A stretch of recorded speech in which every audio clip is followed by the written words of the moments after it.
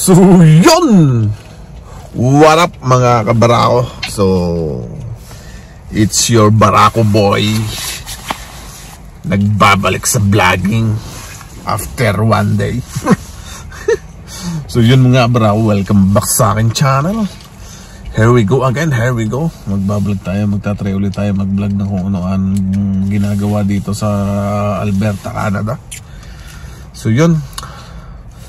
So, umpisa natin ng Sunday afternoon, evening, 6:30 PM. So, weather check.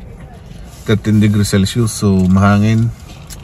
Pero maaraw, medyo malamig. So, yun, sakto lang. At bumili kami ng mga halamang pangtanim. Ayan. Andito, kay Mrs. Ayan, no? Mga itatanim namin doon sa kano. Oh, ha? Mamaya. Mag-order lang ako ng fried noodles dito sa Redder Buffet. Yan, no? Dragon Buffet. Pansit lang ang kailangan ko dyan. Kaya ako ng mga pagkain nasa kanilang sobrang tatamis. Pero masarap naman. Kaso lang, alam nyo ng pagkain check, mabitchin. So yun lang mga kabarako. Mamaya na lang ulit. Bye.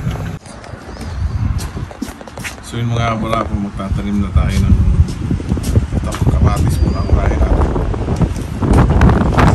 I-pinch mo, daddy. Yan. Ganun nga.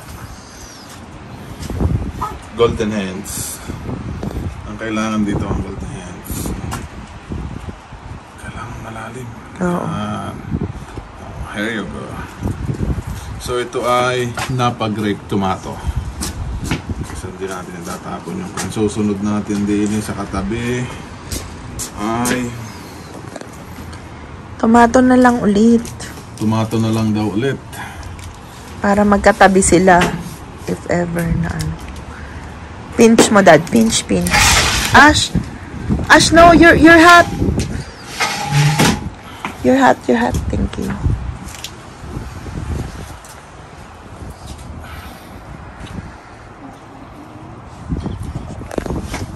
So yun.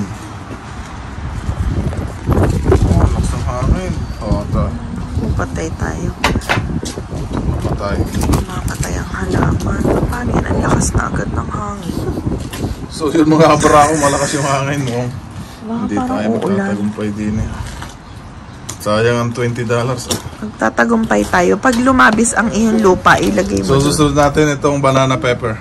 Peppers. Yan, lalagay natin dyan. Hindi ko na talaga yung isa. Andito, nahulog.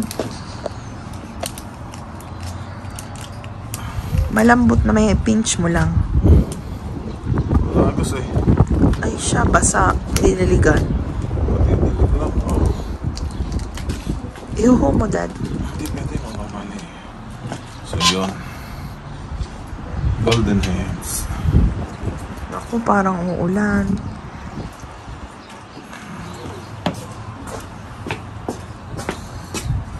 Kailangan madiligan yan after para kumapit dun sa lupa. Next is pepper again. Patay mo muna. Shoot na ulit. Shoot.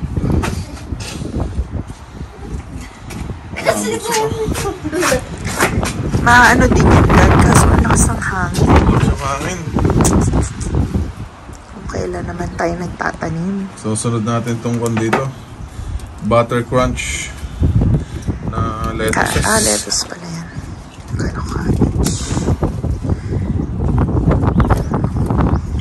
Papel kasi hindi yung lagayan.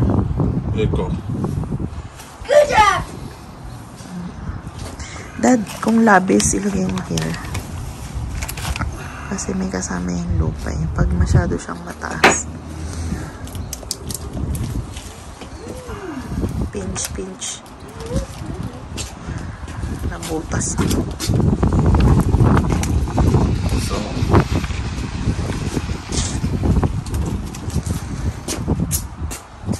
parehas lang ito. Okay yan, makakain niyang lettuce.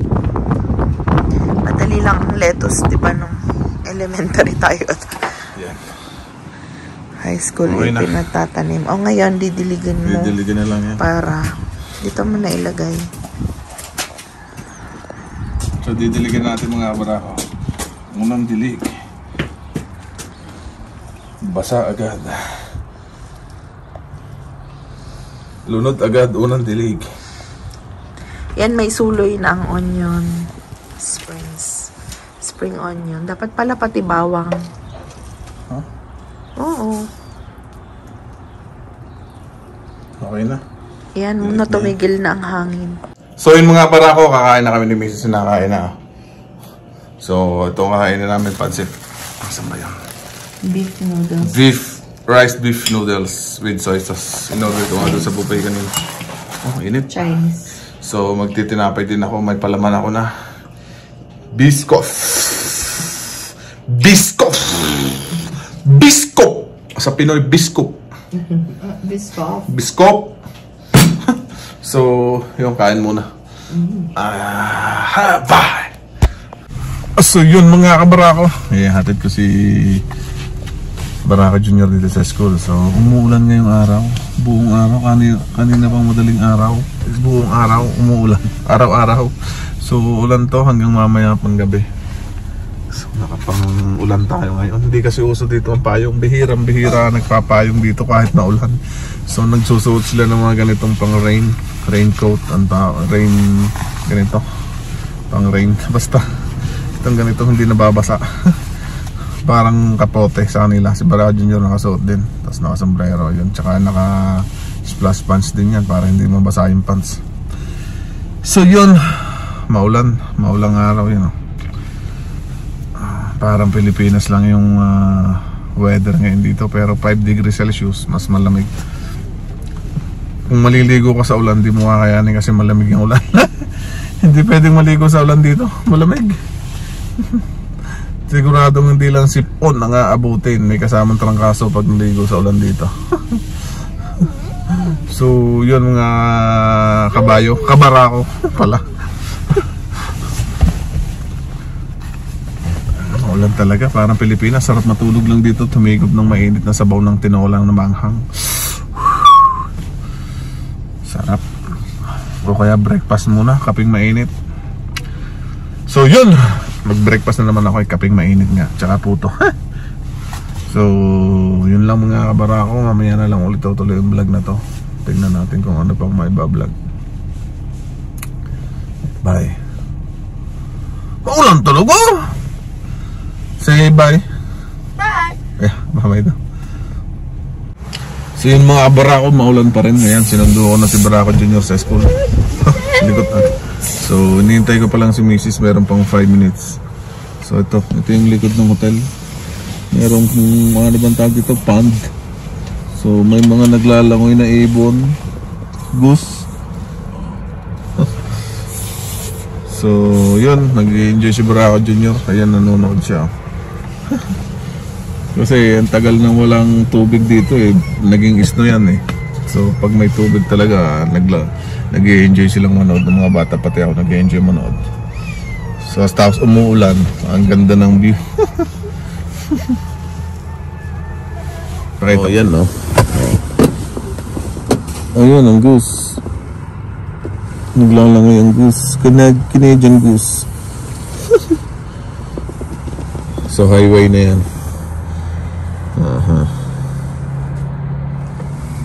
Highway to Edmonton. So yun mga kabarako, tuloy natin yung vlog. Nakalimutan ko, may vlog nga pala akong di pa tapos. So yun, time check. Ano bang oras na? 2:40. So susundo ako kay Barako Jr. 2 minutes pa. 2:40 out na yung mga 2 minutes pa. So yun, maganda na yung weather ngayon. Ngayong araw, itong nagdaan, kahapon pa, positive 26 degrees Celsius. So ang init. Ayan, naka-on na tayo, naka-t-shirt na lang, then naka-short na. Biglang bago na. Nung nakaraan lang, napakalamig pa. So yun mga kabarako, tuloy-tuloy lang natin itong vlog. At tingnan natin kung saan makakabot pa to. Isang linggo na itong vlog na to, hindi pa natatapos nung nakaraan, umuulan pa eh. So yun lang. Bye. So yun na nga mga kabarako, napakaganda ng weather. So nasa labas na kami naglalakad. Ayan, hubad na si Barako Junior. Naiinita. So yan, ang tulay. Papasok kami dito sa loob. Maaraw doon. Nainitan ako doon ah. Ang init, Ashton. Saan kaya ang punta dito? Dito naman kaya tayo? No. So yun mga Barako, nakakapagod din. Init. 25. Oh, 25. Bakit tayo nalusaw? Kasi galing yung view dito. Ito, sa isang araw, lalagyan ng tubig. Tapos nagpapadulas dyan yung tubing. Magtutubing dyan. Yung may tube. Yan o. Putik yan. Oh, yan, hanggang dyan ng tubig. Oh. Yan. Oh. Tapos agos yung tubig dyan. Tapos yun hanggang doon. Dinadayo pa yan ng ibang taga-ibang lugar. Pero pag walang tubig, tingnan mo naman. Ang linis, parang kanal. Pakalinis, parang kanal eh. So, naglalaro si Barako dyan. Yan.